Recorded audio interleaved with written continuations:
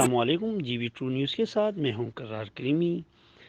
وزیراعظم Imran Khan, minister IPCC doctor Fahmida Mirza صاحبہ و دیگر صوبوں کے وزرائے کھیل کے ساتھ گلگت بلتستان کے وزیر کھیل جناب راجہ ناصر علی خان کا ایک میٹنگ ہوئی، جس میں گلگت بلتستان کے کھیل کے حوالے سے 2 اہم فیصلے لیے گئے ہیں۔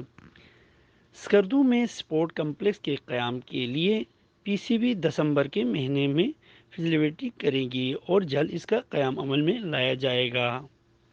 سکردو اور گلگت میں کرکٹ اسٹیڈیم کی قیام کے لیے پاکستان کرکٹ بورڈ جلد سروے کرے گی، جس کے لیے پاسان نگر اور رنگا سکردو کو زیر غور رکھا گیا۔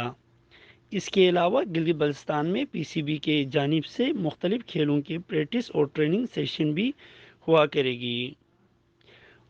اولمپکس کے مقابلے میں بھی گلگت بلتستان کے نوجوانوں کو موقع دیا جائے گا۔